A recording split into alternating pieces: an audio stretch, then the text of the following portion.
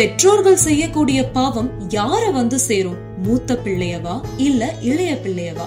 இந்த கேள்வி உங்க எல்லாருடைய மனசுலயும் எழுந்திருக்க நிறைய வாய்ப்பு இருக்கு. எல்லாத்துக்கும் கர்மா விடை சொல்லும் அப்படின்னு சொல்றாங்க. ஒவ்வொருத்தருடைய கர்ம வினை கூட குறிப்பிட்ட காலத்துக்கு அப்புறம் அவங்கவுங்க பிள்ளைகளையும் வந்து சேரும்னு சொல்றாங்க. இப்படி நிறைய விஷயங்களை கேள்விப்பட்டுகிட்டே இருக்கும். உண்மையிலேயே பெற்றோர்கள் செய்யக்கூடிய பாவம் எந்த பிள்ளையதான் வந்து சேரும் அப்படிங்கறத ஒரு மகாபாரத கதை மூலமா தெரிஞ்சுக்கலாம். இந்த காணொளியோடைய நிறைய பகுதிகள்ல இந்த கேள்விக்கான விடையும் இருக்கு.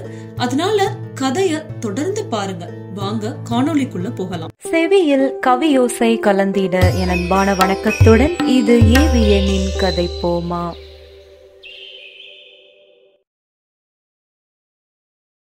முன்னொரு காலத்துல பரீட்சித்துன்னு ஒரு மன்னர் ஆட்சி செஞ்சுட்டு இருந்தாரு. இந்த பரீட்சித்துன்ற மன்னர் அபிமன்யுடைய மகனான பரீட்சித்து கிடையாது. அதுக்கு முன்னாடி காலத்துல வாழ்ந்த ஒரு பரீட்சித்து மன்னர். இவரு அயோத்திய ஆட்சி செஞ்சுட்டு இருந்தாரு. இவரு இஷ்வாகு குலத்தை சேர்ந்த மன்னர். ஒரு நாள் காட்டுக்கு வேட்டையாடுறதுக்காக தன்னுடைய குதிரையோட போறாரு. அந்த காடு ரொம்பவே அடர்ந்த காடு. அந்த காட்டுக்குள்ள நுழைஞ்ச கொஞ்ச நேரத்திலேயே ஒரு மானை பாக்குறாரு. அந்த மானை எப்படியாவது வேட்டையாடிரணும் அப்படின்னு சொல்லிட்டு அந்த மான் பின்னாடியே போறாரு. ரொம்ப தூரம் துரத்திட்டு போறாரு. அந்த மான் கொஞ்ச நேரத்துல காணாமவே போயிடுச்சு. இந்த குதிரை வழி தவறி வேற ஒரு காட்டுக்குள்ள வந்துருச்சு. நெடுந்தூரம் பயணம் பண்ணதுனால அந்த குதிரைக்கும் சரி மன்னருக்கும் சரி பசியும் தாகமும் அதிகமா இருந்தது. அப்போ அவங்க வந்து நின்ன இடத்துல ஒரு குளக்கரை இருந்தது. களைப்பாவும் சோர்வாவும் இருந்ததுனால அந்த குளத்துல இறங்கி நீராடுனா கொஞ்சம் நம்மளுக்கு புத்துணர்ச்சி கிடைக்கும் அப்படின்னு நினைச்சாரு.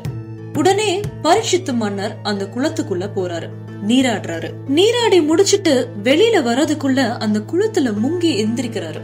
அப்போ அந்த குளக்கரையில ஒரு அழகான பெண் அமர்ந்திருக்கா. இவ்வளவு அடர்ந்த காட்டுக்குள்ள ஒரு குளம் இருக்கு, இங்க எப்படி ஒரு பெண் இருப்பா? உண்மையிலே அங்க அமர்ந்திருக்கிறது பெண் தானா அப்படின்னு தன்னுடைய கண்ணை கசக்கி பாக்குறாரு.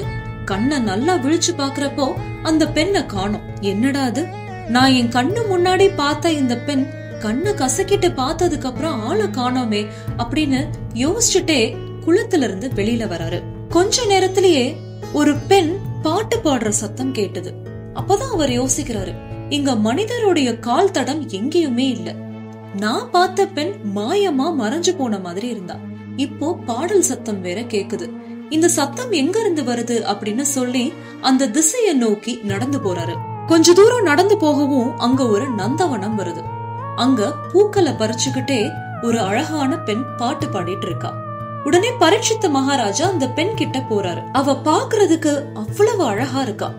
பார்க்கவும் பரீட்சித்து மகாராஜாக்கு தன்னையே அறியாம உள்ளுக்குள்ள ஒரு புத்துணர்ச்சி வந்தது. நீ யாரு? இந்த அடர்ந்த காட்டுக்குள்ள தன்னந்தனியா நீ மட்டும் எப்படி இருக்க? உனக்கு இங்க என்ன வேலை அப்படின்னு மாத்தி மாத்தி கேள்வி கேட்டுட்டே இருக்காரு. அந்த பெண் எந்த பதிலும் சொல்லவே இல்ல. அவ மன்னனை பாத்துட்டே இருந்தா. அந்த பார்வையிலேயே மன்னன் கேக்குறாரு, உன்னை நான் திருமணம் செஞ்சுக்கணும்னு ஆசைப்படுறேன். நீ என் கூட வந்துரு.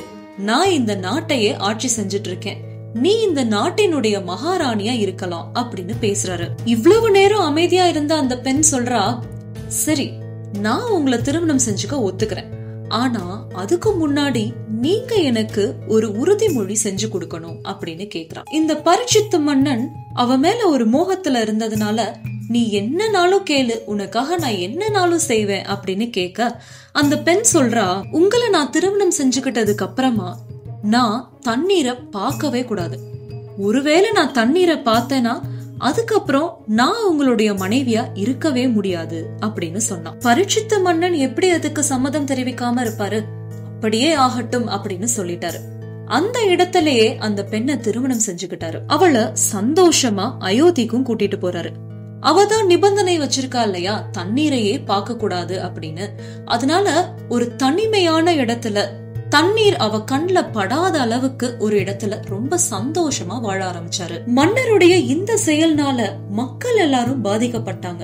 ஏன்னா தன்னுடைய நாட்டுல என்ன நடக்குது, என்ன பிரச்சனை அப்படின்னு அத குறித்து எதையுமே பார்க்காம எந்த நேரமும் அந்த பெண் கூடவே தான் இருந்தாரு. அவங்க ரெண்டு பேருக்கும் சில பணிப்பெண்கள் இருப்பாங்க. அவங்களுக்கு மட்டும்தான் அவங்க ரெண்டு பேரும் இருக்கக்கூடிய இடம் தெரியும். அதனால அந்த நாட்டினுடைய தலைமை அமைச்சர் அந்த பணிப்பெண் கிட்ட கேக்குறாரு, மன்னர் எங்க இருக்காரு, எதனால தனிமையில இருக்காரு, எவ்வளவு நாள் இப்படி இருப்பாரு அப்படின்னு கேட்க அந்த பணிப்பெண் சொல்றா, மன்னர் அந்த பெண்ணை திருமணம் செஞ்சதுல இருந்து தனிமையில தான் இருக்காரு. இது எவ்வளவு நாள் நீடிக்கும்னு எங்களால சொல்ல முடியாது. ஏன்னா அதுக்கு காரணம் அந்த பெண்ணுடைய நிபந்தனை. அந்த நிபந்தனை என்னன்னா, அவளுடைய கண்ல தண்ணீரே படக்கூடாது. ஒருவேளை அவ தண்ணீரை பாத்துட்டானா அவ மன்னரை விட்டு போயிருவேன் அப்படின்னு சொல்லிருக்கா. அதனால மன்னரும் எங்க கிட்ட சொல்லிருக்காரு, எக்காரணத்துக்காகவும் அவளுடைய கண்ல தண்ணீர் படாத மாதிரி பாத்துக்கணும் அப்படின்னு. இத கேட்டதுக்கு அப்புறமா தலைமை அமைச்சருக்கு கொஞ்சம் மன நிறைவா இருந்தது. அவரே செயற்கையா ஒரு கானகத்தை பணியாட்கள் வச்சு உருவாக்குனாரு. அதுல நிறைய மரங்கள், விதவிதமான மலர்கள், பழங்கள் அப்படின்னு இருந்தது. அந்த காட்டுக்கு நடுவுல ஒரு பெரிய குளம் ஒண்ணு இருந்தது. அதுல இருக்கக்கூடிய நீர் அமிர்தம் மாதிரி தெரிஞ்சது. அந்த குளத்தை வெள்ளை நிற முத்து வளைகளால மூடி வச்சிருந்தாரு. ஒரு நாள் அந்த தலைமை அமைச்சர் மன்னரை தனிமையில சந்திச்சு சொல்றாரு, இங்க பக்கத்துல நீர் இல்லாம ஒரு அழகான காடு இருக்கு. அந்த காட்டுக்கு நீங்க போனீங்கன்னா அந்த பெண்ணோட நீங்க ரொம்பவே சந்தோஷமா இருக்கலாம் அப்படின்னு சொல்ல மன்னருக்கு ரொம்ப நிம்மதியா இருந்தது. சரி, எவ்வளவு நாள் தான் இந்த அரண்மனைக்குள்ளேயே தனிமையில அவ கூட இருக்க முடியும், அதனால ஒரு சின்ன மாறுதலுக்காக நம்ம அந்த காட்டுக்கு போயிட்டு வருவோம் அப்படின்னு சொல்லிட்டு அந்த பெண்ணை கூட்டிட்டு அந்த காட்டுக்கு போறாரு. ரொம்ப நாளா வெளியுலகத்தையே பார்க்காம இருந்த மன்னருக்கு அந்த கானகத்தை பார்க்கவும் மனசுக்கே ரொம்ப சந்தோஷமாவும் அமைதியாவும் இருந்தது. கொஞ்ச தூரம் 2 பேரும் நடந்து போறாங்க. அவங்க ஒரு முல்லை பந்தல பாக்குறாங்க. அந்த பந்தலுக்குள்ள போறாங்க. உள்ள போகவுமே அமிர்தம் மாதிரி பிரகாசத்தோட தெளிஞ்ச நீர் நிரம்பிய ஒரு குளத்தை பாக்குறாங்க. அந்த குளத்தை பார்க்கவுமே மன்னருக்கு மெய் மறந்து போயிருச்சு. அந்த இடம் அவ்வளவு ரம்யமா இருந்தது. அந்த பெண் சொன்ன நிபந்தனையவே மறந்து போயிட்டாரு. கொஞ்ச நேரம் குளக்கரையில உட்கார்ந்து 2 பேரும் பேசிட்டு இருந்தாங்க. என்ன நினைச்சாரோ தெரியல, அந்த மன்னர் சொன்னாரு, ரொம்ப நாள் ஆச்சுல, நீ இந்த குளத்துல வேணா போய் நீராடு அப்படின்னு சொல்லிட்டாரு. அந்த பெண்ணும் மன்னர் சொன்ன மாதிரியே அந்த குளத்துல இறங்குறா. கொஞ்ச நேரத்திலேயே குளத்துடைய நீர்ல மூழ்கிறா. மன்னர் ரொம்ப ஆவலா பாத்துட்டு இருக்காரு. மூழ்கின அவ எழுந்து வரவே இல்ல. மன்னருக்கு ஒரே பதட்டமா இருந்தது. பக்கத்துல இருக்கக்கூடிய காவலர்களை அழைக்கிறாரு. உடனே இந்த குளத்துல இருக்கக்கூடிய நீரை எல்லாத்தையுமே வெளியேத்துங்க அப்படின்னு சொல்லவும் வேலையாட்கள் நிறைய பேர் வந்து அந்த குளத்துல இருக்கக்கூடிய நீரை எல்லாத்தையுமே வெளியேத்தினாங்க. நீர் எல்லாத்தையுமே வெளியேற்றினதுக்கு அப்புறமா அந்த குளத்துல இருந்தது வெறும் தவளைகள் மட்டும்தான். அத பார்க்கவும் மன்னருக்கு அதிர்ச்சியாவும் கோபமாவும் இருந்தது. தன்னுடைய மனைவிய காணோம் அப்படின்றது அவருக்கு அதிர்ச்சி. இந்த தவளைகள் எல்லாம் சேர்ந்துதான் தன்னுடைய மனைவிய விழுங்கிருச்சு அப்படின்னு ரொம்பவே கோபப்பட்டாரு. காவலர்கள்ட்ட சொல்லி அந்த குளத்துல இருக்கக்கூடிய அத்தனை தவளையும் கொல்ல சொன்னாரு. அந்த காவலர்களும் அப்படியே செஞ்சாங்க. அது மட்டும் இல்லாம சொல்றாரு, இனிமே என்ன பார்க்க யாராவது வந்தா ஒரு தவளைய அடிச்சு கொன்னு கையில எடுத்துட்டு வந்தா மட்டும்தான் என்ன பார்க்க அனுமதி அப்படின்னு கட்டளை இட்டாரு. அந்த அளவுக்கு தவளையுடைய இனத்த மேல கோபத்தோட இருந்தாரு. அது தெரிஞ்சுக்கிட்ட தவளைகளுடைய மன்னன் தவசியோடைய ஆடைகளை அணிஞ்சிட்டு பரீட்சித்து மன்னனை பாக்குறதுக்காக போறாரு. மன்னா, நீங்க தவளைகளை கொல்றது நியாயமே கிடையாது. ஒரு இனமே அழிஞ்சு போயிரும். தயவு செஞ்சு அதை விட்டுருங்க அப்படின்னு கேட்க பரீட்சித்து மன்னர் சொல்றாரு, என்னுடைய மனைவிய இந்த தவளைகள் எல்லாம் சேர்ந்துதான் விழுங்கிருச்சு. இப்போ என்னுடைய மனைவி இல்லாம நான் எவ்வளவு கஷ்டப்படுறேன் தெரியுமா? அதனால அந்த இனமே அழிஞ்சு போகட்டும் அப்படின்னு கோபத்தோட சொன்னாரு. இத கேட்ட அந்த தவளைகளுடைய மன்னன் சொல்றாரு, பரீட்சித்து மன்னரே, என்னுடைய பெயர் ஆயு. நீங்க உங்களுடைய மனைவியா இவ்வளவு நாள் ஒருத்தி இருந்தா அவ இறந்து போயிட்டா அப்படின்னு சொல்றீங்க இல்லையா? அது வேற யாரும் கிடையாது, என்னுடைய மகளான சுசோபனை தான். உண்மைய சொல்லணும்னா இது அவளுடைய கெட்ட நடத்தை தான். உங்களுக்கு முன்னாடி பல மன்னர்களை இப்படி ஏமாற்றி இருக்கா அப்படின்னு சொல்லிட்டு இருக்கும் போதே பரீட்சித்து மன்னர் நிறுத்துறாரு. போதும், இதுக்கு மேல நீங்க அத பத்தி எதுவுமே பேச வேணாம். எனக்கு அவ வேணும், இப்பவே அவளை கொண்டு வந்து என்கிட்ட சேர்த்துருங்க அப்படின்னு கட்டளை இடுறாரு. அதுக்கப்புறம் என்ன பண்ண முடியும்? ஆயு தன்னுடைய மகளை கூட்டிட்டு வந்து பரீட்சித்து கிட்ட ஒப்படைக்கிறாரு. தன்னுடைய மகள்கிட்ட சொல்றாரு, இந்த மன்னர் உனக்காக காத்திருந்தாரு, அவருக்கு உண்டான சேவைய நீ செய்யணும் அப்படின்னு சொன்னாரு. இருந்தாலும் அவளுடைய கெட்ட நடத்தைய அவரால் ஏத்துக்கவே முடியல. ஆயு அவருடைய மகள் கிட்ட சொல்றாரு, நீ உன்னுடைய தவறான நடத்தையால பல மன்னர்களை ஏமாத்தின. பெண் மேல உள்ள மோகத்தால உன்னுடைய கணவர் ஒரு இனத்தையே அழிக்கணும்னு துணிஞ்சிட்டாரு. நீங்க 2 பேரும் செஞ்ச இந்த பாவம் ஒரு அந்தனர் ரூபத்துல வந்து உங்க பிள்ளைகளை பழி தீர்க்கும் அப்படின்னு சொல்லிட்டு கிளம்பி போயிட்டாரு. பக்கத்துல இருந்துமே பரீட்சித்து மன்னருடைய காதுல இந்த வார்த்தைகள் எதுவுமே விழுகல. தன்னுடைய மனைவி தனக்கு திரும்ப கிடைச்சதுனால அவளையே பாத்துக்கிட்டு நின்னாரு. சில காலங்கள் கழிச்சு அவங்களுக்கு 3 மகன்கள் பிறக்கிறாங்க. முதல் மகன் பெயர் சலன், 2வது மகன் பெயர் தளன், 3வது மகனுடைய பெயர் பலன். காலங்கள் உருண்டோடுது. பரீட்சித்து மன்னர் தன்னுடைய அரியணைய மூத்த மகனான சலன் கிட்ட ஒப்படைச்சிட்டு அவரு கானகத்துக்கு போறாரு. சலன் அரியணை ஏறின கொஞ்ச நாட்கள்லயே காட்டுக்கு வேட்டையாடுறதுக்காக போறாரு. குதிரை பூட்டிய தேர்ல தேரோட்டியோட கிளம்பி போறாரு. அவங்க போனது ஒரு பெரிய அடர்ந்த காட்டுக்குள்ள. அந்த காட்டுக்குள்ள போன கொஞ்ச நேரத்திலேயே ஒரு பெரிய மானை பாக்குறாங்க. அந்த மானை பார்க்கவும் சலன் தேரோட்டி கிட்ட சொல்றாரு, வேகமா தேரை செலுத்து, அந்த மானை இன்னைக்கு வேட்டையாடியே தீரணும் அப்படின்னு சொல்றாரு. அந்த தேரோட்டி சொல்றான், அந்த மானை நம்மளால துரத்தி பிடிக்க முடியாது. ஏன்னா அதற்கான குதிரைகள் நம்ம கிட்ட இல்ல. வாமி குதிரைகள் தான் அதுக்கு உகந்தது. அத இந்த தேர்ல பூட்டிருந்தோம் அப்படின்னா கண்டிப்பா நம்மளால அந்த மானை பிடிச்சிருக்க முடியும் அப்படின்னு சொல்றான். இத கேட்டு சலன் சொல்றாரு, வாமி குதிரையா, என்னது அது உடனே என்னன்னு என்கிட்ட நீ சொல்லலனா உன்னை கொண்டே தீர்த்துருவேன் அப்படின்னு சொல்றாரு. தேரோட்டி சொல்றான், வாமி குதிரை அப்படின்றது வாமதேவருக்கு சொந்தமானது. அதோடைய மனோவேகம் ரொம்பவே அதிகமா இருக்கும்.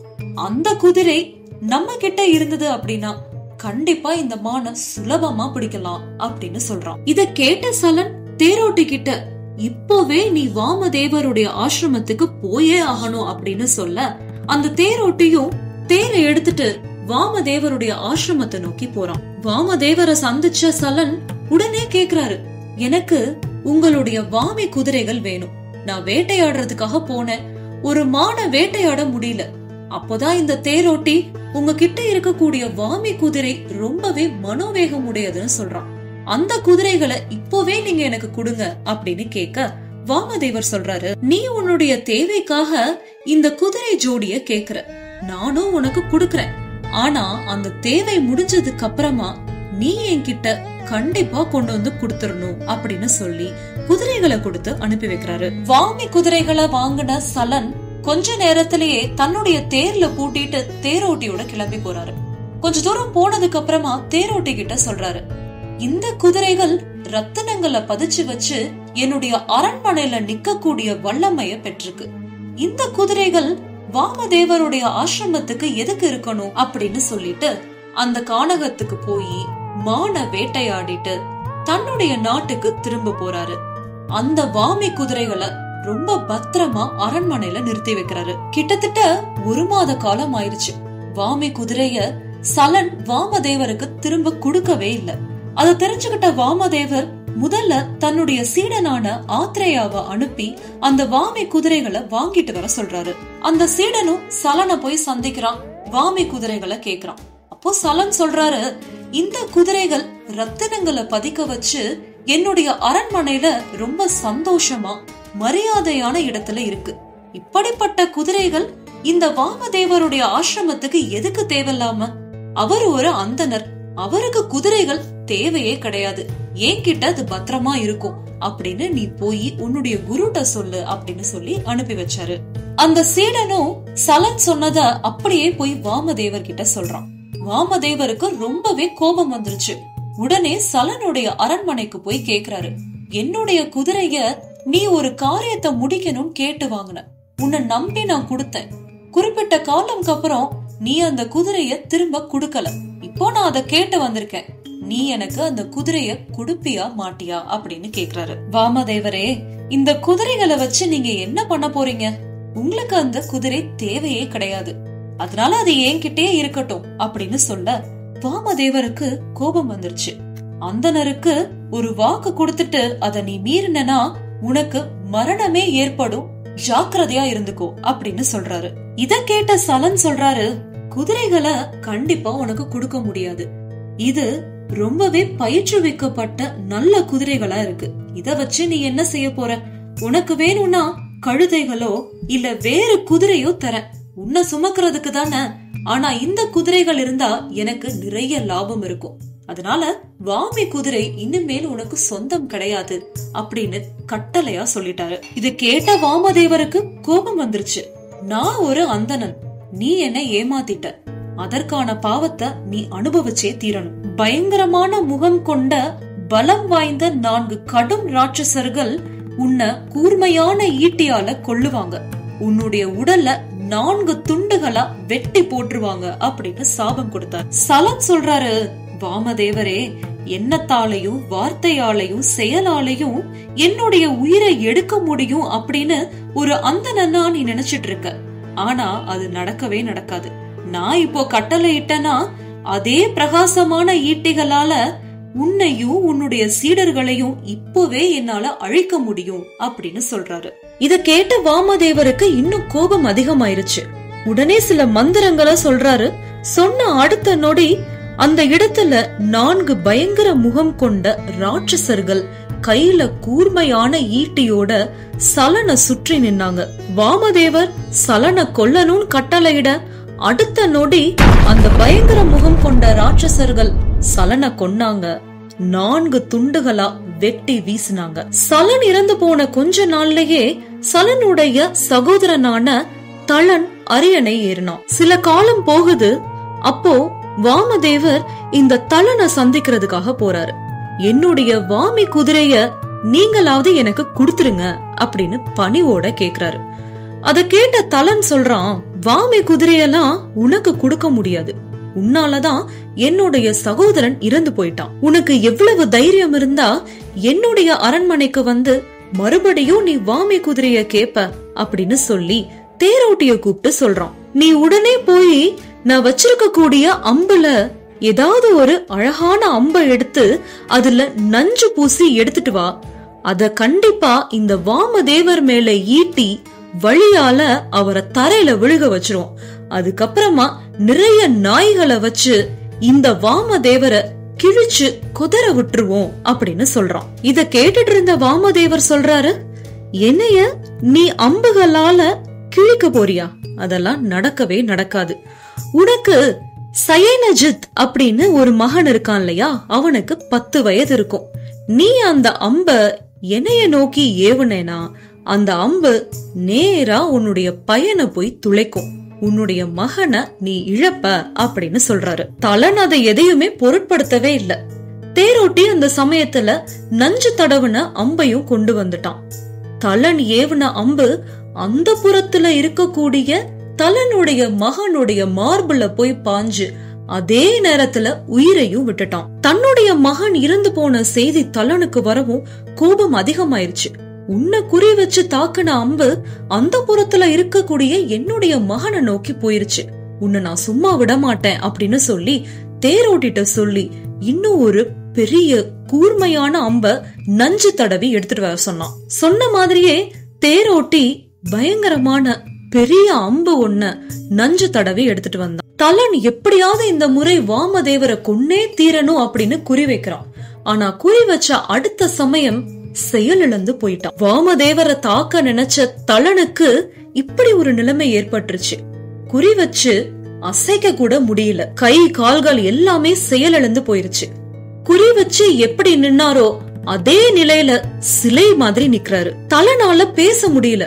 ஆனா மனதார சொல்றான், வாமதேவருடைய மகிமைய நான் புரிஞ்சுகிட்டேன், வாமதேவர் வாழட்டும் அப்படின்னு மனசுலயே சொல்லிக்கிட்டான். நினைச்சு பாக்குறான், என்ன நம்பி மக்கள் இத்தனை பேர் இருக்காங்க, நான் செயலிழந்து போய் எவ்வளவு நாள் இருக்கிறது, இந்த நாட்டினுடைய நிலைமை என்ன ஆகும் அப்படின்னு இப்பதான் எல்லாத்தையும் யோசிக்கிறான். அத புரிஞ்சுகிட்ட வாமதேவர் சொல்றாரு, எந்த அம்ப குறி வச்சு என்ன கொல்லணும்னு நினைச்சு இப்போ நீ செயலிழந்து போய் நிக்கிறியோ அந்த அம்ப உன்னுடைய மனைவி அவளுடைய கையால வந்து தொட்டா உன்னுடைய நிலைமை சரியாயிரும் அப்படின்னு சொன்னாரு. உடனே தலனுடைய மனைவி வந்து அந்த அம்ப தொடுறாங்க.